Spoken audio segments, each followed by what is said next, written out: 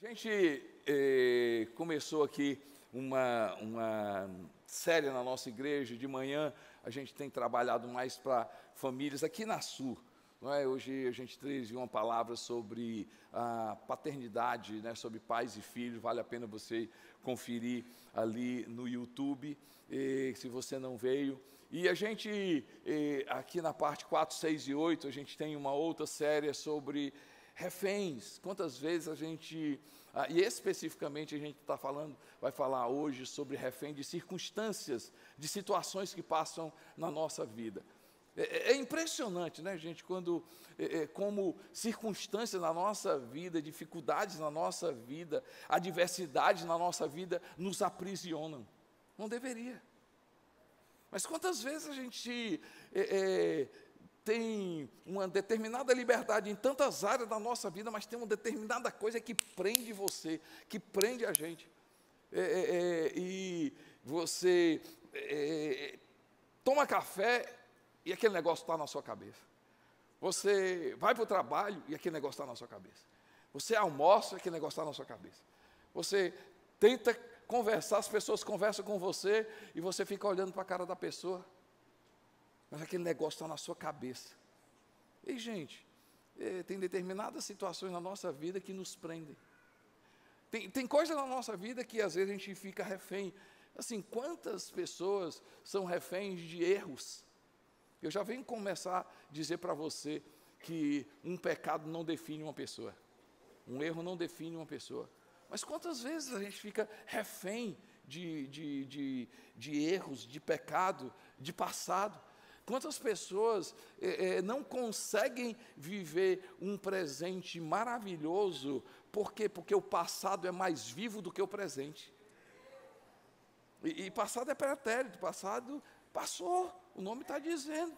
Eu vim hoje dizer para você que a diversidade pode fazer com que a gente possa crescer mais. Tribulações podem fazer com que a gente possa sair melhor. Situações difíceis na nossa vida, a gente pode sair muito melhor. Eu quero encorajar você hoje aqui. De repente, você diz assim, mas eu acho que essa pregação não é para mim não, porque eu estou bem. Nunca preciso numa estação maravilhosa na minha vida. Eu estou maravilhoso, mas de repente é um amigo seu, de repente é um colega seu. De repente, hoje você está bem, mas amanhã pode ser que o negócio complique. E, gente, é o tipo da mensagem que pega todo mundo. E eu quero usar como personagem o apóstolo Paulo. E ele escrevendo ali o livro de Filipenses, ele está preso. Fala comigo, gente, ele está preso. O texto, ele escreve, ele preso, ele em uma situação complicada. Mas olha a visão dele com relação a essa situação, a essa diversidade, a essa provação. Olha o que é que ele começa a dizer. Ele diz assim, Filipenses capítulo 1, versos 12 a 21, é um texto grande. Ele diz assim, quero que saibam, irmãos, que aquilo que me aconteceu tem antes servido para o progresso do Evangelho. E o que aconteceu com ele? Ele foi injustamente preso. Ele foi injustamente condenado, ele foi privado, né, da sua vida.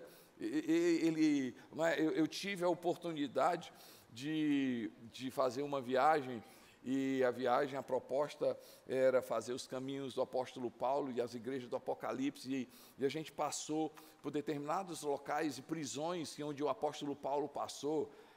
Você não tem noção, gente.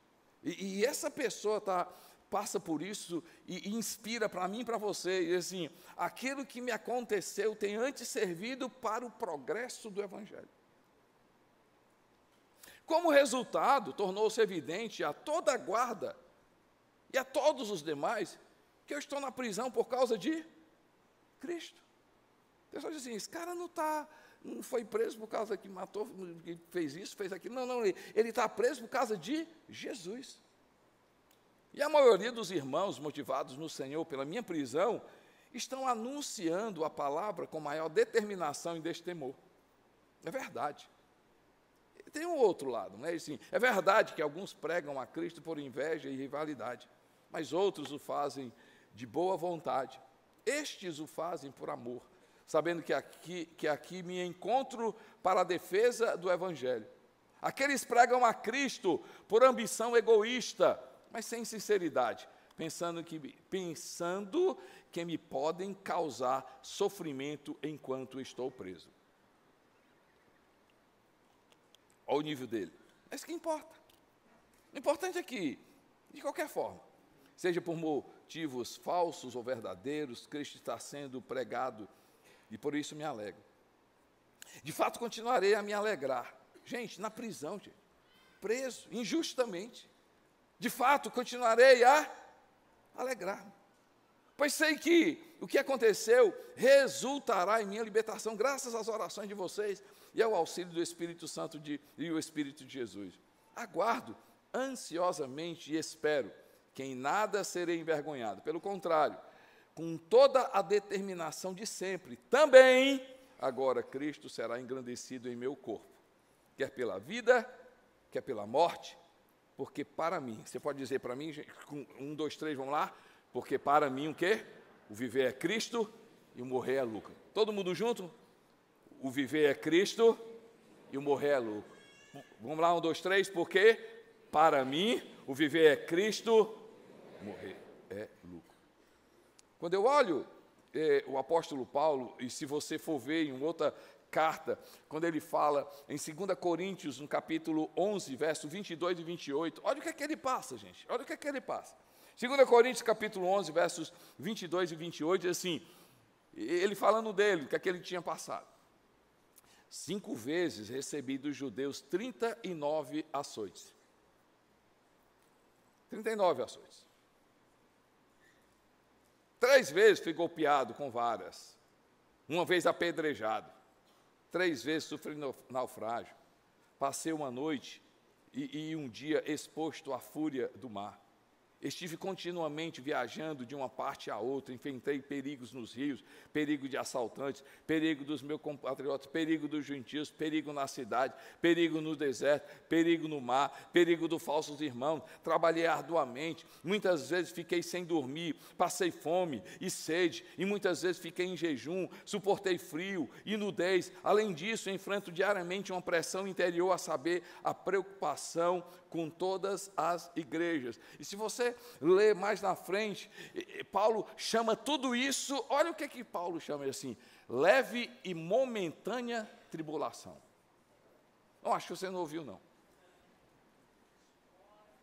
Paulo olha para tudo isso que ele passa e ele diz assim, leve e momentânea tribulação. Gente, Paulo é ser humano, se Paulo conseguiu, a gente consegue. Se Paulo aprendeu, a gente aprende também. Se Deus abençoou, quando a gente olha na Bíblia, quantas mulheres, situações difíceis, Deus, Ele foi em situações adversas, se Deus ajudou e fez essas mulheres, esses homens mais fortes, eu e você a gente vai sair mais forte, eu e você a gente vai sair melhor, eu e você a gente vai aprender hoje à noite, eu e você a gente vai. De forma prática, quando eu olho para o apóstolo Paulo, por que ele consegue, gente? E o que ele pode me ensinar? Primeiro, Paulo, ele focou no propósito e não no problema. Ele focou no propósito, para além do problema. Deixa eu explicar. Paulo, ele não focou no problema, o que é que está acontecendo comigo, por que está acontecendo comigo, o que é que está acontecendo comigo, o porquê que está acontecendo comigo, o que é, quando eu olho, a visão dele é diferente, e assim, Senhor, eu não sei o que é que está acontecendo, eu não sei por que está acontecendo, mas o que eu quero saber é para quê. E isso é focar no propósito. Isso é focar no propósito. Romanos, no capítulo 8, tem uma coisa interessante. Ele diz assim, todas as coisas cooperam para o bem daqueles que amam a Deus, que são chamados segundo o seu propósito. No nosso português não tem mas no inglês você vai encontrar, e você vai encontrar no original, todas as coisas cooperam conjuntamente para o bem daqueles que amam a Deus, que são chamados segundo o seu propósito. Gente, eu não sei como é que Deus faz, mas é uma situação adversa que eu e você, a gente passa, e a gente não entende, mas Deus pega aquilo ali, aí junta com isso aqui, e por causa disso aqui, você passa por isso aqui, e daqui, Ele pega todas essas coisas, e quando chega lá amanhã, a gente diz assim, agora eu estou mais forte, agora eu entendi. Deixa eu falar uma coisa, o teu choro vai virar testemunho, a tua queda vai levantar muita gente, a tua fraqueza vai se levantar em fortaleza, a tua vida, ei gente, Deus vai fazer, Deus, Ele tem propósito, a tua vida está no propósito de Deus, você tem que entender e segurar que a última palavra na minha vida e na sua vida é Deus que dá. Quem tem o controle da minha vida e na sua vida é Deus. Se você colocar a tua esperança em Deus, eu vou te falar uma coisa, Deus vai fazer, Deus vai mover. Eu não sei como é que, não me pergunte como é que Ele vai fazer, mas Ele vai fazer.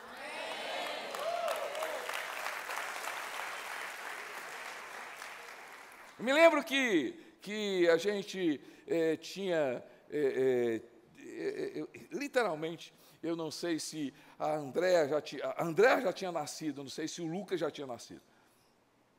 Ou a neném, neném tinha tido a Andréa e estava grávida do Lucas. Eu brinco dizendo assim, se a neném estivesse aqui, ele tinha me corrigido. Mas ela não está, então vai ser da minha versão. Entendeu? E eu trabalhava numa empresa muito boa. Então, era novo ali, me casei com 21 anos, e a gente teve filho logo, não é?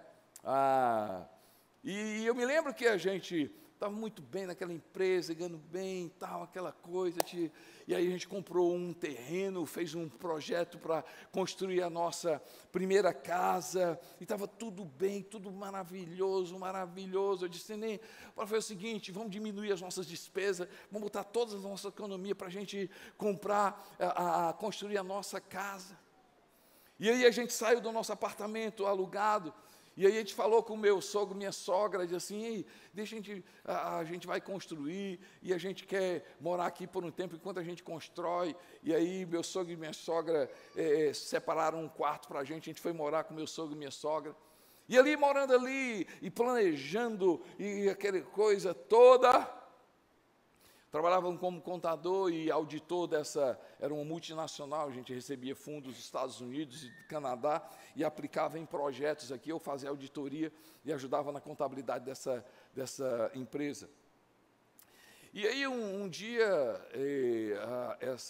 era um superintendente, ela chegou e disse, fez uma reunião, convocou todo mundo, a gente era mais ou menos 30 pessoas aqui em Fortaleza, e aí ela colocou a gente numa sala, disse assim, olha, eu vou ler alguns nomes, quem eu ler, o nome que eu citar, vocês ficam aqui, e as outras pessoas vão para o seu trabalho. E começou a citar o nome das pessoas, e citou Costa Neto. E ali daquelas 30 pessoas, já foram 10 pessoas, eu disse assim, gente, vocês sabem o que está acontecendo, então, sendo forçado a fazer um corte aqui na empresa, e infelizmente, vocês vão ser demitidos. Terminou a reunião.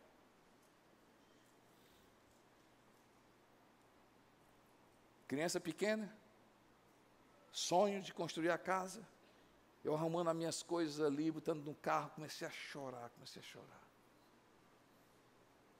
Cheguei em casa, a neném, já? Não tinha celular naquele dia, né? Gente, eu sou dos antigas, viu? E aí, abracei a neném, ela, filho, o que foi? Disse, meu filho foi demitido. E a gente ali, começamos a orar a Deus, não é? Não é sobre o quê, não é sobre o porquê. Para quê, Senhor, meu Deus? Nos mostra o propósito, o propósito. Eu me lembro muito bem quando a neném orou, disse, Senhor, o mesmo Deus que dá, é o mesmo Deus que permite. Mas a gente crê que o Senhor está no controle da nossa vida. E que nada acontece por acaso. Ó, Deus nos mostra o para quê. E dali daquela demissão, eu achava a empresa dos meus sonhos. Não é? Meu pai já tinha acabado de se aposentar, era contador também, e ele disse assim, Costa Neto, vamos abrir um escritório. Ele disse, bora abrir um escritório. E a gente abriu um escritório de contabilidade. E aquele escritório pequeno, que a única coisa que nasce grande é monstro, e monstro dá trabalho. Vocês não ouviram não, Deus já vai falar. A única coisa que nasce grande é monstro, e monstro dá trabalho. E ali a gente começou pequeno. Eu me lembro que os primeiros clientes que a gente pegou foi condomínio, eram uns 2 condomínios. E ali depois 2, 3, aí depois mais empresas, 5, depois 10 empresas, 15 empresas, 30 empresas, 40 empresas, saí da casa, nesse período a gente cresceu tanto que a gente mudou, lá da minha sogra e foi agora morar com meu pai, lá no quarto do meu pai, lá na sala dele, no quarto. Meu Deus, num quarto que tinha lá a casa do meu pai. E aí, o negócio cresceu, mudamos o escritório da casa dele, fomos lá para o centro. Gente, isso aqui era o meu mundo, o meu problema. Eu poderia estar aqui, o quê, por quê, o quê, por quê, o quê, por quê, o quê, por quê, o quê, por quê. Quando a gente sai do o quê, o porquê, e a gente diz assim, Senhor, eu estou aberto para quê? Eu estou aberto para o teu propósito. Aí Deus, dessa situação, começa a construir isso, daqui começa a construir isso. Gente, eu nunca vivi uma vida financeira tão boa. Eu pensava que era isso aqui, eu comecei a crescer e por causa disso o escritório cresceu. E aí a minha vida profissional mudou completamente. Eu me lembro que depois, eu acho que 1 ou 2 anos, aquela mesma empresa me chama. E o escritório já estava grande, eu disse, neném, faça o seguinte, toca o escritório, eu vou te ajudar, qualquer coisa, o papai vai ajudar também. E aí, no final da tarde, eu venho para cá, a gente trabalha, e aí assim, eu vou ganhar aqui, vou ganhar no escritório, e vai estar tudo bem. E aí eu fui para lá, eu acho que não demorei 1 ano, eu cheguei para a superintendente assim, não quero ficar mais aqui não. Deus me perdoe, mas eu fui com tanto orgulho, né? Eu já pedi perdão a Deus, Deus sabe, mas aquele gosto de assim, não quero mais ficar. Não, você não quer, não, quero não. Por quê? Porque eu não quero, Mas Jesus me perdoou o pecado, porque foi com orgulho. Vamos voltar para o espiritual, né, gente? E, gente, quantas pessoas estão paradas no quê e no porquê? O quê e o porquê? Mas por quê? Sabe por que a gente para no que e porquê? Porque a nossa visão é humana. Eu vim hoje aqui te dizer, meu irmão, foca no para quê, no Deus de promessa, no Deus de milagre. Ei, eu não entendo, você não entende, a ciência não responde, o diagnóstico não é a favor, ei, os livros não têm resposta, mas eu e você, a gente não anda pelaquilo que a gente vê, a gente anda pelaquilo que a gente não vê, pelaquilo que a gente vê é temporal, pelaquilo que a gente não vê é eterno. Eu e você, nós não vemos e falamos, a gente fala para ver. A gente fala para ver. Quantas pessoas, gente? Minha cabeça tem uma pessoa que toda vida que ele falava comigo, Constantino, pode conversar contigo? Pode. Tu sabe, né? Eu trabalhava numa empresa, ganhava muito bem. Aí pedi, levantei um dinheiro, aí vim para Fortaleza, abri uma empresa e quebrou. E agora eu estou desse jeito. Tu pode me atender? Tu sabe, né, Costa Neto? Eu trabalhava numa empresa, ganhava muito bem. Aí pedi, aí vim com um bocado de dinheiro para Fortaleza, abri uma empresa, a empresa quebrou. Tu pode me atender? Olha, tu sabe a minha história. Não, já sei. Brincadeira à parte. Esse cara chegou à loucura. Porque a vida dele era isso aqui, a vida dele é isso aqui, a vida dele é isso aqui. falar uma coisa para ti, escuta-se que pega essa daqui. Se o diabo não nos destrói, ele nos distrai. Acho que você não ouviu não, vou repetir novamente. Se o diabo não nos destrói, ele nos distrai. E muitas vezes ele nos distrai, dizendo para mim e para você, você é isso aqui, a tua vida é isso aqui, a tua vida é isso aqui, e você está nisso aqui, mas você não enxerga nada, você só enxerga isso aqui. Deixa eu te falar uma coisa, o apóstolo Paulo ensina para mim e para você. Ei, gente, o que às vezes dói, o querer saber o porquê, a gente quer saber, mas muitas vezes a gente não vai obter resposta. Eu vim hoje aqui de dizer para você que vale a pena a gente focar no propósito e descansar em Deus e dizer: eu não entendo nada, mas hoje, Senhor, eu me abro o teu propósito.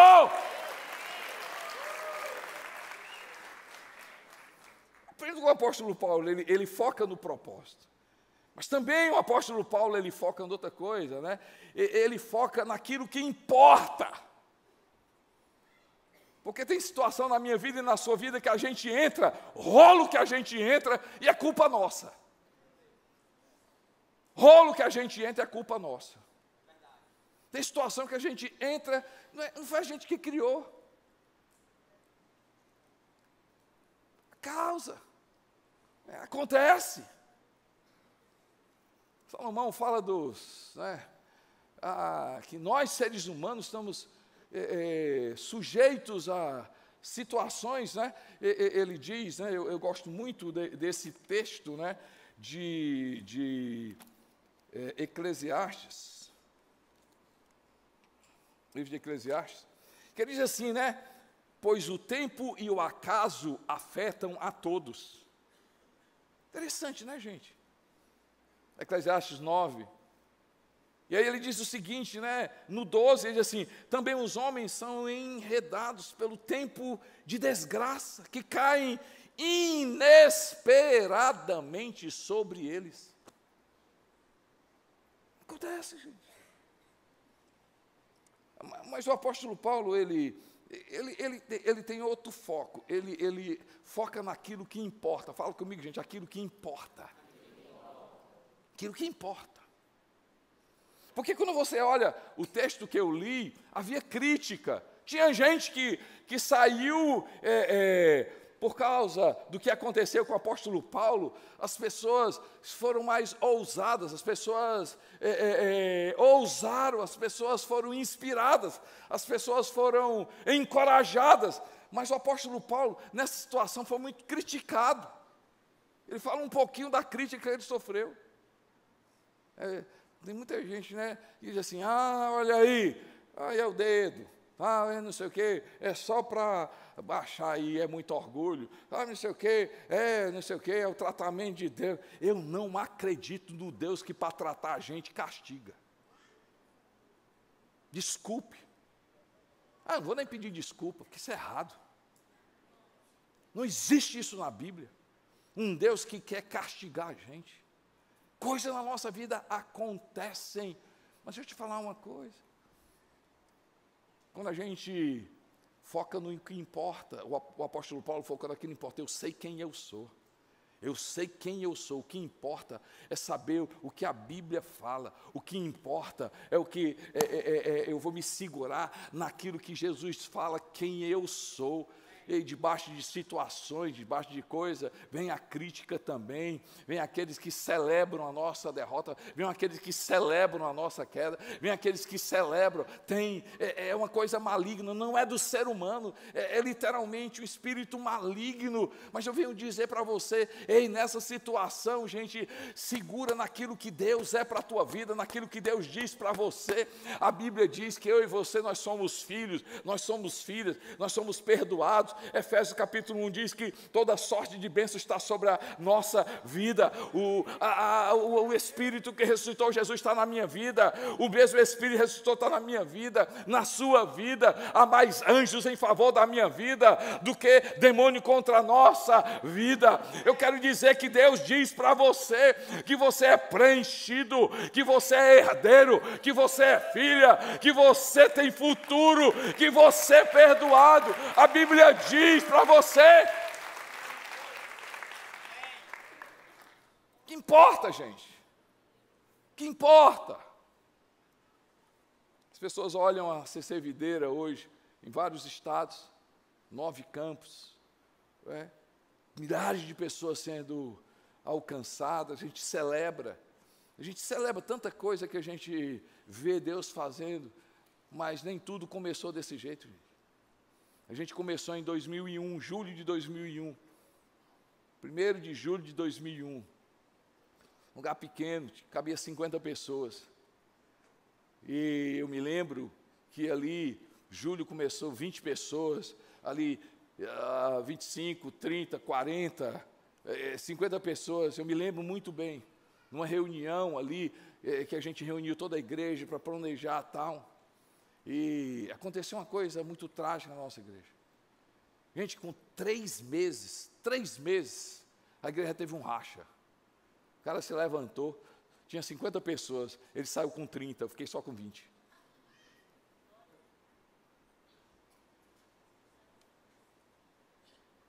E ali, George, cheguei em casa, eu disse assim, eu não preciso disso.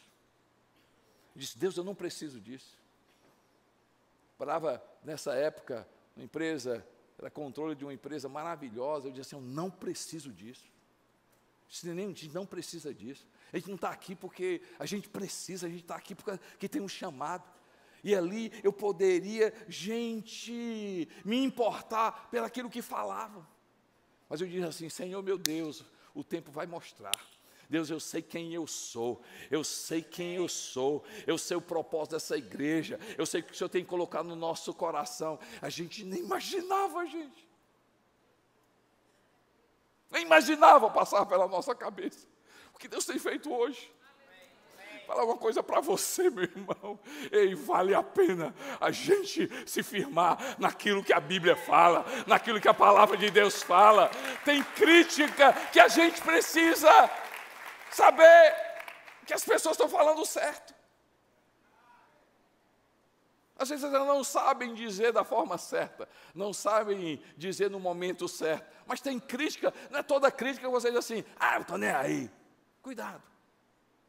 Mas tem crítica que é literalmente em palavras que são colocadas, que são ditas para acabar a nossa vida.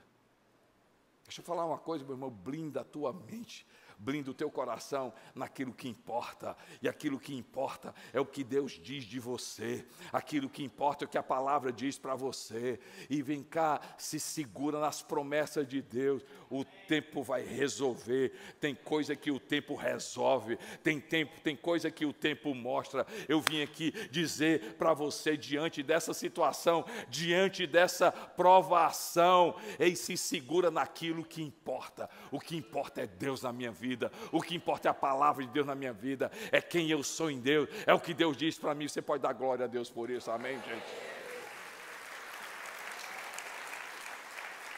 Quando eu olho o apóstolo Paulo, eu aprendo com outra coisa. O apóstolo Paulo fala no que Deus está fazendo em você. Ele focava que Deus está construindo alguma coisa na minha vida, Deus está aperfeiçoando a nossa vida. Foca no para quê, esteja aberto ao propósito que Deus quer construir na tua vida. Foca naquilo que importa, no que a Bíblia fala daquilo para você. Ei, gente, deixa eu falar uma coisa, outra coisa. Foca em algo que Deus quer construir na sua vida. Em toda e qualquer, escute-as, toda e qualquer situação, Deus sempre quer construir algo na nossa vida. Deus quer sempre trabalhar algo na nossa vida. Deus quer sempre fazer de você uma pessoa melhor. Deus sempre vai fazer algo na minha vida e na sua vida. A gente não sabe. Abril de 2018, uma semana depois do meu aniversário, eu fui fazer um exame de rotina, e nesse exame de rotina, o meu urologista disse: Costa, tem alguma coisa estranha aqui. E sempre me acompanhou. Disse: alguma coisa estranha. Cara, vamos fazer uma ressonância. E dali foi sair, aquela semana eu fui fazer uma ressonância. Da ressonância, constatou. Eu voltei para o meu urologista: cara, isso aqui não está bem. A gente tem que fazer uma biópsia. E aí fui fazer uma biópsia. Da biópsia constatou que eu estava com câncer de próstata.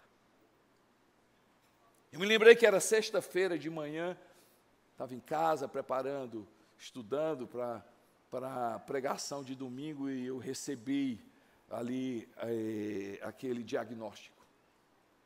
Gente, só sabe quem recebe, só sabe quem passa. As pessoas chegavam assim, com carinho, assim: pastor, eu sei o que é que você está passando. Sabe nada. Não, eu sei o que é que está acontecendo com você. Eu sinto o que é que você sabe nada. É carinho, as pessoas não sabem, só sabe quem passa, só sabe quem passa, só sabe quem perde, só sabe. Estão comigo aqui, gente? Mas fala comigo, Deus quer construir algo na nossa vida. E aí eu peguei o diagnóstico, e eu fui perguntar para o sábio dos sábios, Google. Google, o que vai acontecer comigo com esse diagnóstico? Gente, quando eu joguei no Google, eu disse 2 dias, eu disse assim: eu só tenho 2 dias para viver. O bicho me matou. Mas brincadeira à parte, na minha cabeça, gente, tem determinadas circunstâncias que você fica aprisionado. Nessa situação, eu fui aprisionado pelo que aconteceu com meu pai. Meu pai foi para a eternidade, há uns 15 anos atrás, com câncer de próstata. Na minha cabeça eu disse assim: pronto, vai acontecer comigo. E ali eu peguei minha Bíblia e fui orar a Deus. E o Espírito Santo falou assim para mim: Costa Neto, você tem 2 opções, você não tem mais de 2, você só tem 2. Ou você vive pelo diagnóstico, que está certo, a medicina acertou, você tem. Mas uma coisa é você ter uma doença, outra coisa é a doença ter você. Não, você não ouviu, não. Uma coisa é você ter um problema, outra coisa é o problema ter você. Uma coisa é você ter a doença, outra coisa é a doença ter você. Outra coisa é a doença pegar você. E assim, se você viver pelo diagnóstico, você vai ter depressão, você vai ter ansiedade, você vai ter problema, vai ser uma confusão na tua vida. Mas eu te chamo a viver uma outra situação, viver pela palavra de Deus, viver na minha dependência. E aí ele diz assim: abre em Isaías 53. E ali ele levou sobre si as nossas enfermidades, ele levou sobre si as nossas dores, o castigo que estava sobre ele, pela sua pisadura nós somos curados, nós somos sarados. Eu disse assim: ou você vive pelo diagnóstico, ou você vive pela palavra de Deus. Eu tirei uma foto disso. Eu botei a Bíblia e coloquei o diagnóstico. E eu não sei se o pessoal da... Então, o diagnóstico estava aqui, o relatório, patologia está aqui. Isaías 53. Isaías 53. Pode tirar, gente. Eu não falo muito dessa história. Tem gente que diz assim: pastor, é a primeira vez que eu estou, quantos anos que eu estou aqui, eu nunca ouvi o senhor falar isso. Eu não gosto de falar isso, não. Mas por que o senhor não gosta? Porque eu não quero me vitimizar. Não quero me vitimizar. E a outra coisa que eu não falo, porque o câncer, você assim: pastor, e hoje? Pois é, gente, eu tenho feito diariamente, não dá para explicar para vocês por que eu não fiz essa cirurgia, não dá para explicar para vocês, tá certo? Mas eu fico 3 em 3 meses, eu faço acompanhamento, eu faço todas as rotinas, faço tudo, né? E agora completaram 5 anos. E meu médico disse assim, vamos fazer tudo. E aí eu fiz novamente todos os exames, fiz agora a ressonância, não é? Vou estar agora fazendo a biópsia na ressonância, e nos primeiros exames, eu queria, gente, ter recebido uma notícia e dizer assim, você está curado. Mas não, está lá.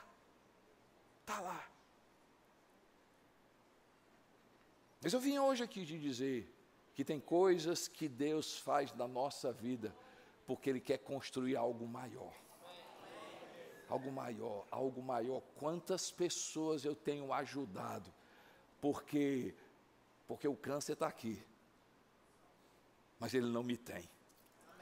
Tem uma parte do meu corpo que está enferma, mas a minha mão funciona, meu braço funciona, meus olhos funcionam, minha cabeça funciona, meu coração funciona, meu corpo funciona, eu tenho vida. Ei, gente, eu tenho mentalidade de vida eterna, eu tenho um propósito. Quantas pessoas eu ajudei, quantas pessoas eu tenho ajudado, quantas pessoas chegam com um problema, eu digo assim, você quer trocar o meu problema com o seu?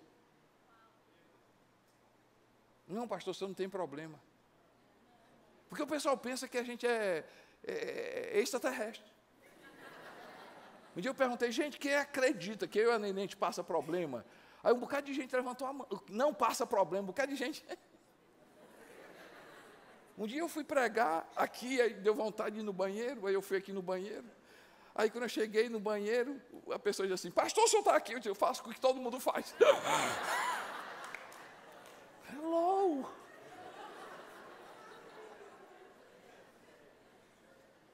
Mas quantas pessoas eu tenho ajudado? Eu digo assim, você quer trocar o meu problema com o seu? Como assim? Não, eu troco, você me dá o seu problema, eu dou o meu. O seu problema é esse? Tá bom, deixa eu falar o meu. Eu digo assim, você sabia que eu carrego um diagnóstico de câncer? Você quer trocar? Quantas vezes, gente, acontece coisa na nossa vida? Que Deus está construindo algo muito maior. Muito maior. Deixa eu falar uma coisa. Está doendo, eu sei. Só você sabe, só você sabe. Você não entende, mas Deus está construindo caráter. Deus está construindo dependência. Deus está construindo fé. Deus, quem sabe, está construindo mais humildade. Deus está construindo mais fidelidade. Por causa disso, você se torna mais misericordioso. Por causa disso, você se torna mais dependente. Por causa disso, você começa a perceber que você é humano. Por causa disso, você começa a perceber que você precisa de Deus. Por causa disso, você começa a orar mais. Por causa disso, você começa a buscar mais a Deus, gente. Deus está construindo coisa na minha vida e na sua vida. Quando eu leio Atos capítulo 16, Atos capítulo 16, uma história interessante. Atos 16, a partir do versículo 22. Está comigo, gente? Até aqui está tudo bem com vocês? Assim, a multidão, Atos 16, 22, a multidão ajuntou-se contra Paulo e Silas, e os magistrados ordenaram que lhes tirassem as roupas e fossem açoitados. 23, depois de serem severamente, fala comigo, gente, severamente açoitados, foram lançados na prisão. O carcereiro recebeu a instrução para vigiá-los com cuidado. E tendo recebido tais ordens, os lançou no cárcere interior e lhes prendeu os pés no tronco. Por volta da meia-noite, Paulo e Silas estavam orando e cantando hinos a Deus. Os outros presos ouviram. E aqui eu vou fazer a versão Costa Neto. Quem quer ouvir a versão Costa Neto? Fala comigo, gente, meia-noite. Meia-noite é como se fosse assim, acabou, terminou. E Paulo, versão Costa Neto, tudo quebrado. Silas, Fala, Paulo. Ei, bora orar. Tá de brincadeira, meu. Não tem outra saída não, ó. Vamos orar e cantar. Sério, Paulo? É, bicho, bora. Então vai. Quer cantar o quê? Eu puxo e tu canta, tá certo também? Tá. Mesmo que eu não sinta, tu fazes. Aí, Paulo. Ai, Silas. Ai, peraí, baixa não, cara. Aí, Silas. Mesmo que eu não sinta, tu fazes. Aí, o Paulo. Sei que estás sempre agindo.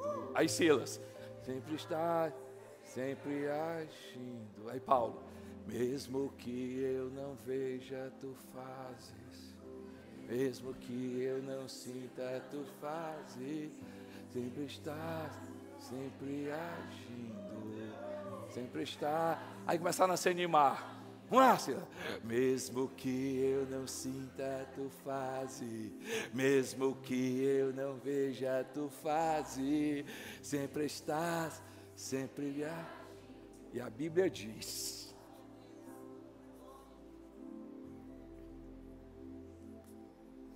de repente,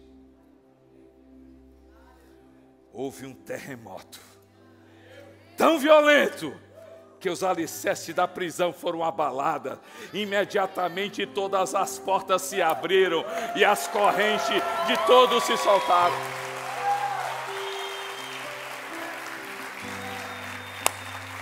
Louva a Deus, meu irmão. Louva a Deus, meu irmão. Na dor, louva a Deus. Na dor, ora a Deus. Na dor, clama a Deus. Na dor, clama o nome de Jesus Cristo.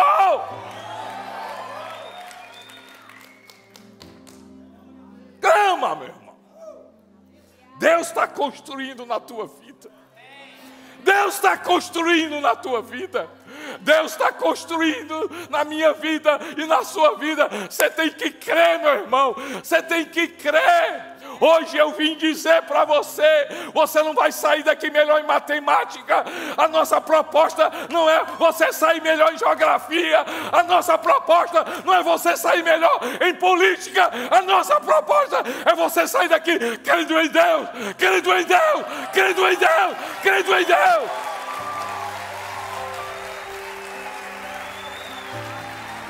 Crendo em Deus.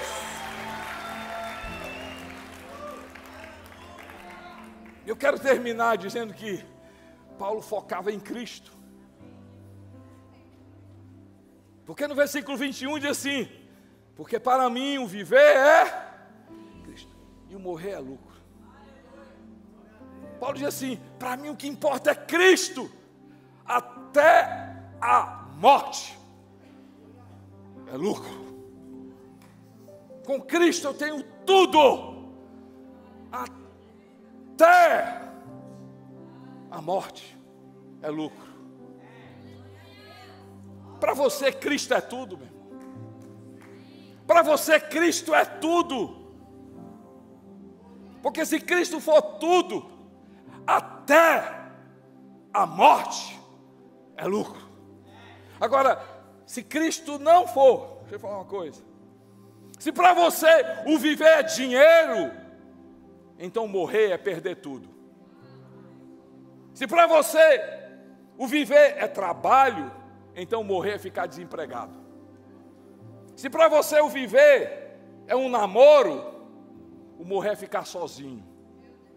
Se para você o viver é ser reconhecido, o morrer é ser esquecido. Se para você o viver é ter fama, o morrer é perder a fama. Mas se Cristo for a nossa maior riqueza, ei, gente, a gente não vai ser refém de nada nesse mundo. Nada desse mundo. Minha filha tem 3 filhos, casada já há 15 anos. Eu me lembro muito bem ela teve o primeiro, o Zion, que nasceu no dia do meu aniversário. E depois do primeiro filho, ela teve 3 abortos. 3 abortos. Já é uma situação difícil. Você imagina morar fora, sem pai, sem mãe, sem nenhuma família, sozinho. Primeiro, arrasada. Tentou de novo, engravidou. Segundo, perdeu, arrasada. Me lembro que eu estava entrando numa pregação no Maranhão. O segundo que ela perdeu. Estava sentada, a pessoa ia anunciar para eu subir para pregar, Adriano. O meu telefone tocou, André. Aí eu desliguei, o telefone tocou de novo, desliguei. E André, de novo, eu atendi. Eu disse, pai,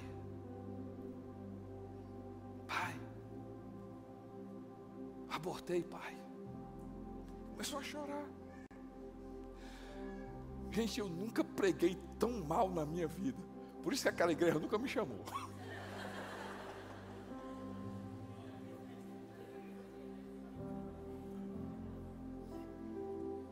Porque eu subi ali, Fernando, o coração tão pesado, tão pesado.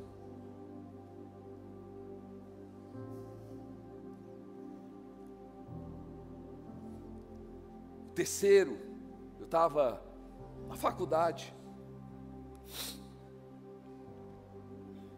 e aí 7:30 da manhã, estava na faculdade, e aí o meu genro ligou para mim. Dependendo do tempo do ano, ou são 4 horas de diferença, ou são 5 horas de diferença. Ele ligou 7:30, eram 2:30 da manhã lá, 3:30 da manhã lá. Meu genro ligou, ele me chama de pai, a Andréa perdeu a criança e ela está muito mal no hospital, porque as pessoas não entendem, porque ela está com uma dor muito grande, aquela coisa toda. Resumindo, ela estava na trompa, né, uma gravidez na trompa, e os médicos tinham mandado ela para casa. Não, você vai, enfim, complicando, ela quase morre. A neném teve que sair urgente para os Estados Unidos. Gente, mas Deus constrói coisas na nossa vida. Porque quando a gente olha 3 perdas, a gente diz, Senhor, o que é que o Senhor quer construir na nossa vida? Se para a gente, Cristo, a gente diz assim, Senhor, preencha a minha vida, preencha a minha vida, preencha a minha vida, Cristo, preencha a minha vida. Depois dessas 3 perdas, né, a Andréa estava sentada num culto, e ali na hora do louvor, enquanto o pessoal estava adorando, ela sentiu algo na vida dela. E ela chegou para o meu genro e disse assim, filho, fui curada. E ela tinha perdido uma trompa nessa última gravidez. Ela tinha perdido uma trompa. Ela teve 2 filhos, parto normal, as coisas mais lindas do mundo, para a glória de Deus. Deixa eu falar uma coisa, meu irmão, se Cristo for a nossa esperança, vai dar certo. Eu vim hoje te dizer, se agarra com Jesus, se agarra com Jesus, se agarra com Jesus. O trabalho é importante, mas Cristo é mais importante. O contrato é importante, mas Cristo é mais importante. O negócio é importante, mas Cristo é mais importante. O sucesso, mas Cristo é mais importante. Cristo é mais importante. Cristo é mais importante. Cristo é mais importante. Se eu e você, a gente tiver Jesus Cristo, a gente tem tudo. Mas quem não tem Jesus Cristo, nada é nada.